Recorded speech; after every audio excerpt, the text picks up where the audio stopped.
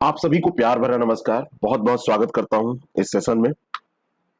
GIC lecturer का 2018 का जो पेपर हुआ था प्रवक्ता का, उस पेपर को हम लोग सॉल्व करने जा रहे हैं। इस पेपर के अंतर्गत 30 क्वेश्चन पूछे जाते थे। उन 30 प्रश्नों को हम देखेंगे और इसके माध्यम से आपको पता चलेगा कि कैसे पेपर पूछे जाते हैं और ये तैयार भी हो जाएगा। 2017 का जो पेपर हमने डिस्कस किया था IAS prep official Telegram channel पर, जिसका लिंक नीचे डिस्क्रिप्शन बॉक्स में है, उसका पीडीएफ अपलोड किया जा चुका है। करंट अफेयर के 8 एपिसोड हमने किए हैं, उसका पीडीएफ अपलोड किया जा चुका है और इसका भी पीडीएफ हम आपको दे देंगे कल तक। टेलीग्राम चैनल को जरूर फॉलो कर लें। चलिए शुरू करते हैं और लेते हैं पहला प्रश्न। विश्व प्रेस स्वतंत्रता सूचकांक 2018 में भारत का स्थान क्या है? यहां पर 2018 है, लेकिन यहां पर मैं आपको जितना रैंक अपडेट हो गई है, मतलब जितने बाद तक की रिपोर्ट है, उसको भी अपडेट करने की मैं कोशिश करूंगा। 2018 में जब ये प्रश्न पूछा गया था तो 138वां स्थान था, लेकिन आपको ये याद नहीं करना है। आपको याद करना है 2021 का स्थान। और 2021 में जो विश्व प्रेस स्वतंत्रता सूचकांक में भारत का स्थान है वो 142 है, 142वां स्थान है। ये जो विश्व प्रेस स्वतंत्रता सूचकांक है जारी किया जाता है रिपोर्ट्स विदाउट बॉर्डर आरएसएफ के द्वारा। करंट अफेयर में ये प्रश्न हमने डिस्कस भी किया है, तो इस लिहाज से वो करंट अफेयर बहुत इंपॉर्टेंट है। करंट अफेयर का पीडीएफ पढ़िए, सारे वीडियोस देखिए, छोटे छोटे वीडियोस हैं, 8 वीडियोस देख लेंगे। लोगों को शेयर करिए, जो आपके मित्र लोग पेपर दे रहे हैं, तो आपके क्वेश्चन सही हो जाएंगे। तो इसका 142वां रैंक अभी याद रखिएगा। अब ये तो मैंने पेपर दिखाने के लिए आपको केवल दे दिया यहाँ पे कि उस समय 138वां था 2018 में। ठीक है, अगला जो प्रश्न है, राष्ट्रमंडल खेल 2018 में बैडमिंटन का महिला एकल खिताब किसने जीता? क्योंकि इसके बाद राष्ट्रमंडल खेल नहीं हुए तो ये क्वेश्चन भी पूछा जा सकता है। ये जीता था साइना नेहवाल ने। गोल्ड कोस्ट में ये राष्ट्रमंडल खेल हुआ था और इसमें साइना नेहवाल ने पीबी सिंधु को हराकर ये जीता था। ठीक है, भारत में राष्ट्रमंडल खेल का आयोजन कब हुआ था? तो 2010 में नई दिल्ली में आयोजन जब हुआ था तब भी साइना नेहवाल ने बैडमिंटन में एकल खिताब जीता था। तो 2010 में भारत में इसका आयोजन हुआ था। मई 2018 में किस राज्य में सैन्य अभ्यास विजय प्रहार संपन्न हुआ? इसके बाद फिर से विजय प्रहार अभी नहीं हुआ है। विजय प्रहार क्या था ये भी पूछा जा सकता है। विजय प्रहार जो था ये वास्तव में एक ऐसा युद्ध अभ्यास था जिसमें भारतीय सेना और भारतीय वायुसेना इन सब ने मिलकर अपने सैनिकों के बीच में सामंजस्य स्थापित करने, संबंधों को सुदृढ़ करने के लिए एक संयुक्त अभ्यास किया था। और इसका जो आयोजन हुआ था ये महाजन फील्ड फायरिंग रेंज है सूरतगढ़ में, राजस्थान में। तो सी ऑप्शन इसका बिल्कुल करेक्ट है। निम्नलिखित पदार्थों में से किसकी चालकता तापक्रम के साथ बढ़ती है? ये अगला प्रश्न है। यहाँ पर तांबा, चांदी, लोहा जो ये दिए हैं ये मेटल है, लेकिन जर्मेनियम जो है, अब ये क्वेश्चन रिपीट हुआ है, कई बार ये प्रश्न पूछा गया है। तो जर्मेनियम जो है ये एक अर्धचालक है, सेमीकंडक्टर है और इनकी विद्युत चालकता अचालकों की अपेक्षा बहुत ज्यादा होती है। बी ऑप्शन इसका बिल्कुल करेक्ट है। अगला जो प्रश्न है, संचार उपग्रह सदैव क्या करते हैं? संचार उपग्रह सदैव अपनी कक्षा से ही भ्रमण करते रहते हैं या स्थिर रहते हैं या भू स्थिर रहते हैं या अपना पथ और चाल बदलते रहते हैं। तो जो कम्युनिकेशन सैटेलाइट्स होते हैं उनके बारे में कहा जाता है कि वो जियो स्टेशनरी होते हैं। जियो स्टेशनरी, सी ऑप्शन इसका बिल्कुल करेक्ट हो जाएगा। ठीक है, तो ये सदैव भू स्थिर रहते हैं, रिमेन जियो स्टेशनरी, ये सही इसका उत्तर होगा। और पृथ्वी के अक्ष के लंबवत ये पश्चिम से पूर्व की ओर पृथ्वी घूमती है, तो ये भी पश्चिम से पूर्व की तरफ चक्कर लगाते रहते हैं। निम्नलिखित युग्मों में से कौन सा सही सुमेलित नहीं है? यह प्रश्न है। कंप्यूटर चार्ल्स बेबेज सही है। रेडियो कार्ल बेंच, बैरोमीटर ई टॉरिसेली और डायनमो माइकल फैराडे, ये सब सही है। रेडियो जो है वो मार्कोनी ने, मार्कोनी, बी ऑप्शन इसका बिल्कुल करेक्ट हो जाएगा। मार्कोनी ने रेडियो का आविष्कार किया था। देखिए प्रश्न बहुत कठिन नहीं आ रहे हैं, कुछ एक प्रश्न आपको कठिन मिलेंगे, कुछ एक प्रश्न सरल मिलेंगे। हमारी जो टेस्ट सीरीज है उसमें हमने थोड़े से हाई प्रश्न ही रखे हैं, क्योंकि आपके हाई जब तैयार होंगे तो लो भी आप कर पाएंगे, उसकी व्याख्या में बहुत कुछ आपको मिल जाता है। तो कई लोगों को लगता है कि ये तो थोड़ा सा कठिन है, यहाँ पे परफॉर्मेंस गड़बड़ है, यहाँ गड़बड़ है वहां अच्छा होना चाहिए। यहाँ पे आप 40 में 40 हमारे टेस्ट सीरीज में कर ही लेंगे तो क्या होगा? कुछ नहीं होगा ना। इसलिए मैंने हमेशा कोशिश की है कि यहाँ आप कितना भी खराब परफॉर्म करें, लेकिन वहां अच्छा करें। टेस्ट सीरीज अभी भी आप ज्वाइन कर सकते हैं, सारे टेस्ट आपको मिलेंगे। 12 टेस्ट हो चुके हैं, 3 बचे हैं, वो 15 तारीख तक पूरे हो जाएंगे। सबका व्याख्या सहित पीडीएफ आपको मिलेगा। अगला जो प्रश्न है, निम्नलिखित में से किस रोग का प्रतिजैविक द्वारा निदान नहीं किया जा सकता? प्रतिजैविक का मतलब क्या होता है? एंटीबायोटिक जो आप खाते हैं, तो एंटीबायोटिक जो दवाएं होती हैं, तो किसका निदान नहीं हो सकता? तो इसमें जो प्रतिजैविक जैसे होते हैं, तो जीवाणुओं को नष्ट करने का काम करते हैं। जीवाणुओं से होने वाली जो बीमारियां होंगी वो एंटीबायोटिक्स के द्वारा सही होंगी। तो जैसे क्षय रोग है, सही हो जाएगा। टिटनेस है, सही हो जाएगा। हैजा है, सही हो जाएगा। लेकिन जो खसरा है, ये वास्तव में विषाणु से होता है, ये वायरस से होता है, और वायरस से होने के कारण ये इसके द्वारा नहीं सही होगा। सी ऑप्शन इसका बिल्कुल करेक्ट हो जाएगा। अब रोग से प्रश्न पूछा गया है, लेकिन इसमें आप एलिमिनेट करके उत्तर निकाल लीजिए। कई बार आपके पास सटीक उत्तर डायरेक्ट नहीं होते हैं, तो आप एलिमिनेट करके निकाल लेते हैं। निम्नलिखित में से कौन सा युग्म सुमेलित नहीं है? एक तरफ क्रॉप दी हुई है, एक तरफ स्पीसीज दी हुई है। फसल और प्रजाति, मूंगफली कौशल सही है, सरसों वरदान सही है, और अलसी चमत्कार गलत है, चना उदय सही है। यहाँ पे देखिए एग्रीकल्चर का भी एक आध प्रश्न आपसे हरदम पूछा जाता है। जो यहाँ पर अलसी चमत्कार दिया हुआ है, ये गलत दिया हुआ है। चमत्कार मटर की प्रजाति होती है। चमत्कार जो है ये मटर की प्रजाति है। एग्रीकल्चर से यही स्पीसीज आप सूची को कहीं से रिवाइज कर लीजिए, लूसेंट से या नेट पे सर्च कर लीजिए, तो आप लगभग 10-50 फसलों के नाम पढ़ लीजिए जो इंपॉर्टेंट है। करंट वाले तो हम जो होते हैं करा ही देते हैं, कराया भी है हमने, तो वो आपके प्रश्न सही हो जाएंगे। मक्का आलू मूंग की फसल चक्र की सघनता कितनी है? तो देखिए मक्का आलू मूंग, सघनता का मतलब होता है एक साल में कितनी फसल, और मक्का आलू मूंग मतलब 3 फसल। तो एक साल में एक फसल की, एक फसल बराबर 100% सघनता, 2 फसल बराबर 200%, और अगर 3 फसल है तो बराबर 300%। 3 फसल है ना, तो 300% हो जाएगी। सीधा ये फार्मूला आप ऐसे ध्यान में रखिए। फसल सघनता का प्रतिशत यही होता है कि फसल चक्र में उगाई गई कुल फसलें, है ना, गुणे 100 बटे समय उससे कर देते हैं, तो ये निकल आता है। ठीक है, आप ऐसे डायरेक्टली जैसे मैंने बताया है ऐसे याद रखिए। अगर 2 दिए होते 200% हो जाता। कौन सा युग्म सही सुमेलित नहीं है? फसल और कीट यहां पर दिए हैं, तो फसल और कीट में ये क्वेश्चन भी रिपीट हो रहा है, ये क्वेश्चन भी रिपीट हो रहा है। ये क्वेश्चन कहीं ना कहीं पूछा जाता है, फिर रिपीट हो जाता है, सीधे रिपीटिशन भी खूब होते हैं। अब की बार क्या करते हैं देखा जाएगा, लेकिन आप ये मान के चलिए कि आपको क्वेश्चन मिलेंगे, निश्चित मिलेंगे।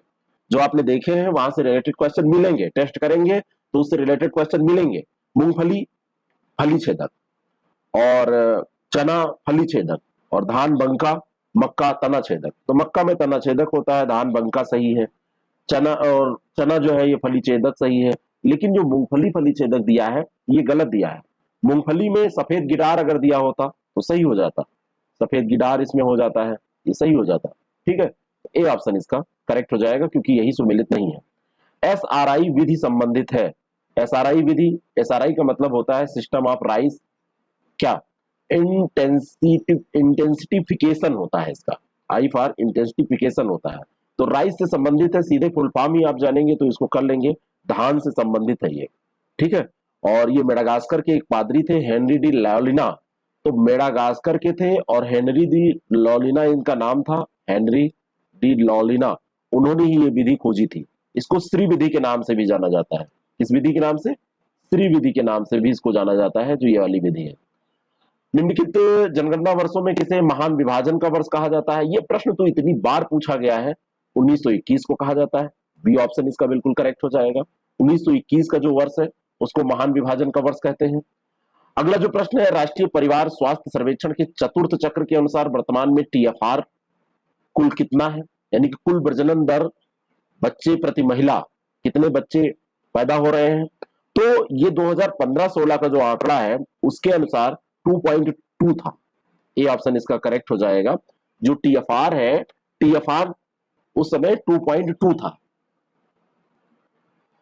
अब इसके बाद के आंकड़े सटीक मिलते नहीं है, 2015-16 के ही हमारे पास आंकड़ा है, और इन आंकड़ों में कुछ चीजें और हैं। जैसे इन आंकड़ों के अंतर्गत जैसे आपसे पूछ लिया जाए हाईएस्ट कहां था, हाईएस्ट टीएफआर कहां था, तो सबसे ज्यादा बिहार में था, 3.4 ये बिहार का था। और अगर उसके बाद पूछा जाए सबसे कम कहां का था, तो ये तो हो गया बिहार का, इसको याद कर लीजिए, तैयार कर लीजिए। सबसे कम 1.2 ये सिक्किम का था, ये सिक्किम का था 1.2। उत्तर प्रदेश का अगर आपसे पूछा जाए तो 2.7, और ये भारत का है, इंडिया का है। 2.7 ये यूपी का हो जाएगा। इतना तैयार रखिए, बहुत है। दुधवा नेशनल पार्क निम्नलिखित में से किस राज्य में स्थित है? यहां पर तो आपको जिला भी पता होना चाहिए, यूपी का मामला है, यूपी के लखीमपुर खीरी जिले में है। डी ऑप्शन इसका बिल्कुल करेक्ट हो जाएगा। 204 वर्ग किलोमीटर इसका क्षेत्रफल है ना। और ये 1987 में कतरनिया घाट और किशनपुर पशु विहार को मिलाकर बनाया गया था। कतरनिया घाट बहराइच में पड़ता है, तो उसको मिला के बनाया गया। निम्नलिखित में से कौन सा एक जियोम नहीं है? रेगिस्तान, घास का स्थल, पारिस्थितिक तंत्र, टुंड्रा। ऐसे प्रश्न मैंने प्रैक्टिस सेट में, मॉक टेस्ट में कराए हैं। 10 मॉक टेस्ट तो आपको पहले ही मैं करा चुका हूं, फिर 2017 का पेपर कराया, 2018 का पेपर ये करा रहा हूं। ऐसे होता रहेगा आप लोगों का पेपर। तो आपके पास, और फिर टेस्ट सीरीज जो लोग ज्वाइन किए 15 पेपर वो है। इतना करने के बाद तो वैसे ही पेपर अच्छा हो जाएगा। केवल 149 रुपए में 15 टेस्ट आपको मिल जाते हैं। पीसीएस के आरओ की भी टेस्ट सीरीज प्रोग्राम हमारे चल रहे हैं। तो कौन सा एक जियोम नहीं है? तो यहां पर देखिए, रेगिस्तान, घास का जो स्थल है, ये टुंड्रा, ये सब जियोम है। पारिस्थितिक तंत्र एक जियोम नहीं है। सी ऑप्शन इसका करेक्ट हो जाएगा। जियोम जैसे घास की भूमि के मैदान है ना, और मरुस्थल है, वो है जियोम। लेकिन पारिस्थितिक तंत्र जियोम का एक अंग है ना, उसका एक अंग हो जाएगा। माल्थस के अनुसार निम्नलिखित में से कौन सा उपाय जनसंख्या नियंत्रण में सर्वाधिक प्रभावी है? तो उन्होंने कहा कि अगर जन्म में नियंत्रण कर लिया जाए तो सबसे ज्यादा बढ़िया उपाय यही हो जाएगा।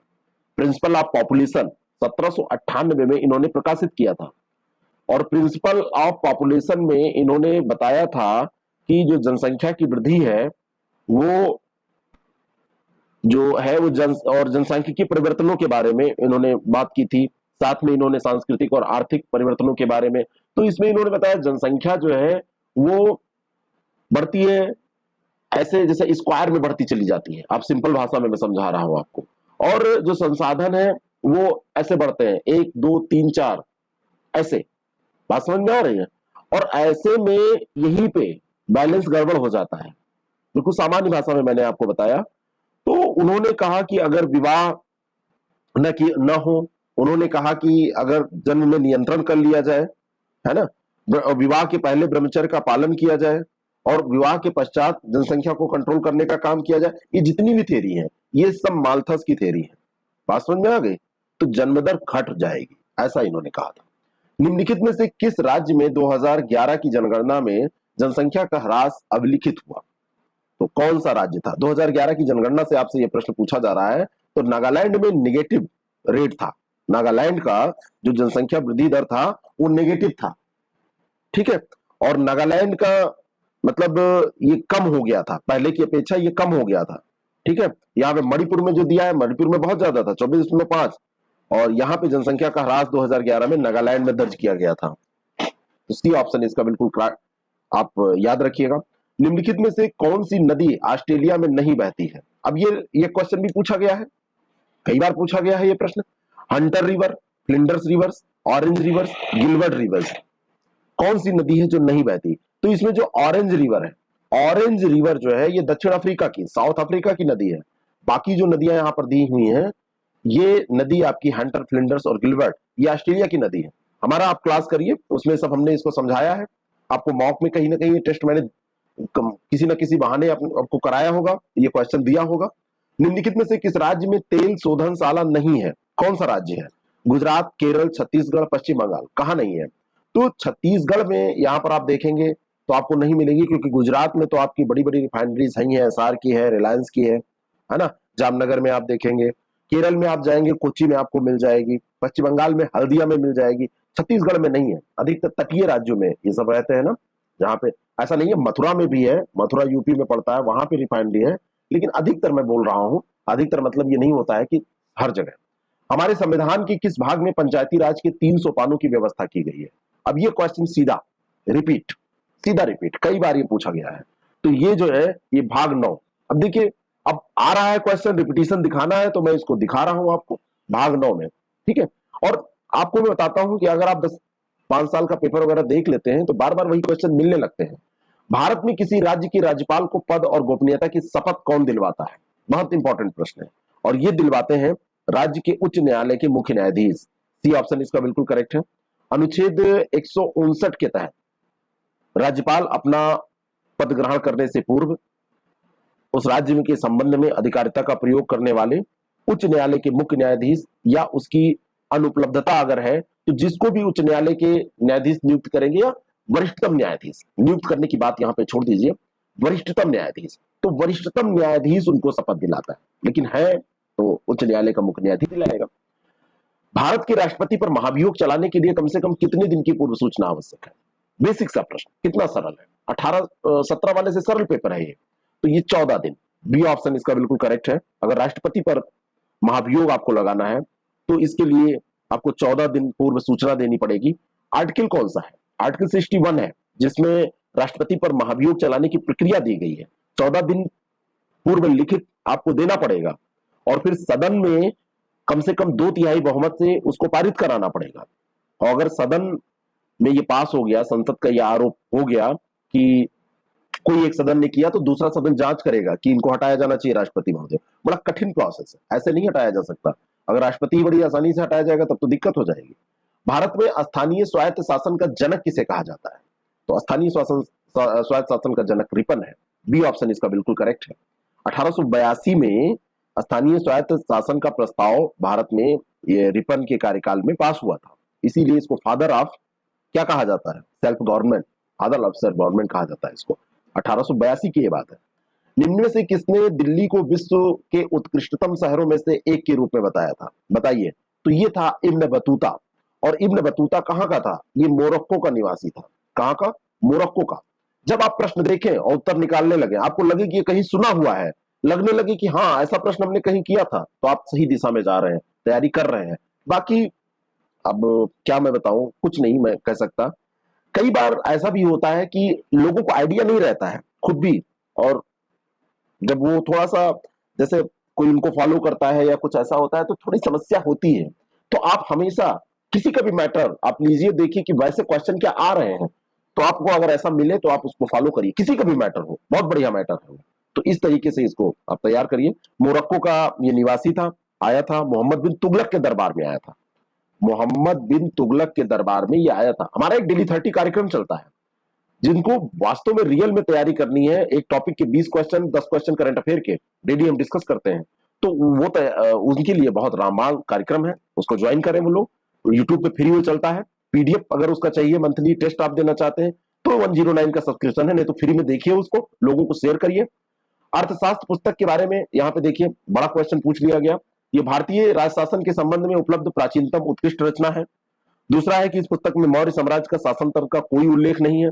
दोनों बातें यहाँ पर सही है। शासन तंत्र का वहां पर कोई उल्लेख ऐसे नहीं किया गया है ना। पुलिस व्यवस्था, न्याय व्यवस्था, ये सब चीजें बताई गई हैं, शासन तंत्र का वैसे कोई उल्लेख नहीं है, ठीक है। और ये कौटिल्य अर्थशास्त्र के रचयिता हैं, जिनको चाणक्य कहा जाता है।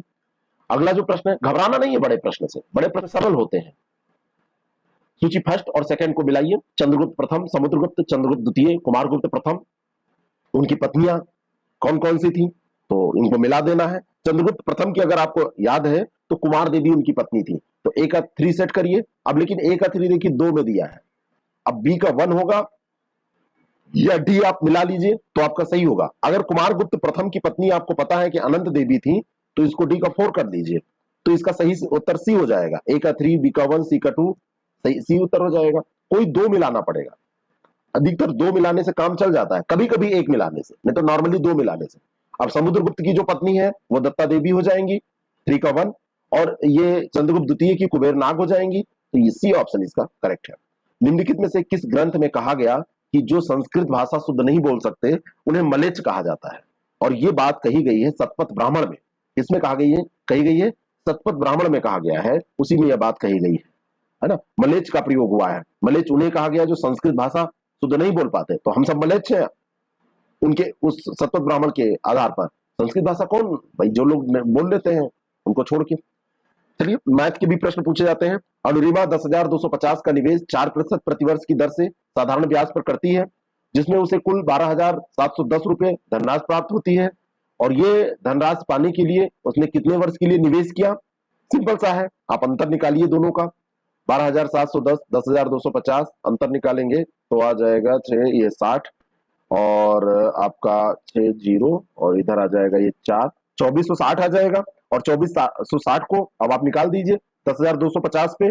टाइम निकालना है तो टाइम में एसआई गुड़े 100 आप करिए, एसआई गुड़े 100 और बटे नीचे आप प्रिंसिपल अमाउंट लिखिए 10,250 और इसको टाइम वो दर दिया हुआ है 4%।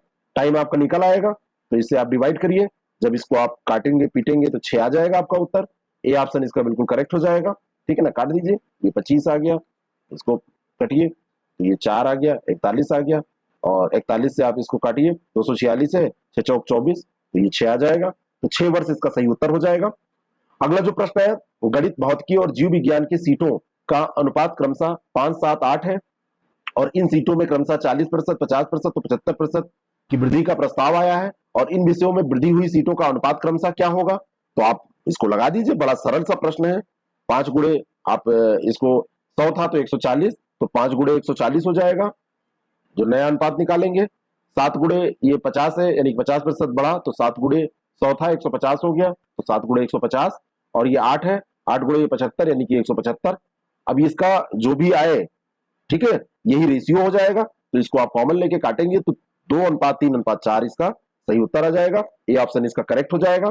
और अंतिम प्रश्न है, पानी और दूध को किस अनुपात में मिलाया जाना चाहिए कि मिश्रण को क्रय मूल्य पर बेचने पर 20% का लाभ हो? ये क्वेश्चन मैंने अपने उसमें भी कराया था, किसमें, एक मॉक टेस्ट में ये क्वेश्चन मैं करा चुका हूं, मुझे बिल्कुल सही से याद है। तो इसमें सिंपल सा ये होता है कि आप इसको दूध, यहाँ पानी का दाम आपको नहीं जोड़ना होता है, फ्री में पानी वैसे तो आप वैसे खरीदेंगे तो 20 रुपए का मिलता है, लेकिन यहाँ पे जब दूध में मिलाता है दूल्हा जो बेचने वाला है तो वो तब वो फ्री में पाता है, वो कोई बड़ा बिस्लरी वाटर नहीं मिलाता है। तो इसमें पानी दूध का अनुपात जो है ये 20% लाभ पाना है तो आप सीधा सा इसको बना लेंगे 100 और 120 का ये रहेगा तो 5/6 आएगा इसका रेशियो। और इसमें आप देखेंगे तो अब आपसे पूछा रहा है पानी और दूध का अनुपात, तो एक हिस्सा यहाँ पर जो है वो दूध का है और 5 हिस्सा जो है वो पानी का है। इसी तरीके से तो 1:5 इसका सही उत्तर आ जाएगा। एक उसमें मैंने सॉल्व करके इसको दिखाया भी था। तो इस तरीके से ये पेपर 2018 में पूछा गया था। 2018 में एक पेपर और हुआ था, उसको मैं भी आपके सामने रखूंगा आज शाम तक या कल। और एक मैराथन क्लास हमारी चलेगी 2-3 दिन के लिए, मैं शेड्यूल कर रहा हूं जिसमें कि आपको बहुत सारा रिवीजन मैं करा सकूं। अब देखते हैं कितना क्या कर पाते हैं। और इसका पीडीएफ मैं कल तक अपडेट करवा दूंगा, यस रात तक, आज रात तक। तो वहां डाउनलोड कीजिएगा, टेलीग्राम चैनल को फॉलो करिए। और अंतिम समय में अगर आप वास्तव में रिवीजन करना चाहते हैं तो 4-4, 5-5 करके टेस्ट आप लगाइए। रोज 40-40 क्वेश्चन के ही है, पीसी में तो 150 क्वेश्चन के आते हैं। तो आप 6307281212 पर जानकारी भी ले सकते हैं। 149 रुपए में 15 टेस्ट है, आप उसको ज्वाइन कर लीजिए। ऑनलाइन आसानी से आप 15-15 मिनट में दे सकते हैं, 10 मिनट में दे सकते हैं। और वैसे भी आप पीडीएफ निकालें या ना निकालें, निकाल के भी दे सकते हैं। Thank you so much.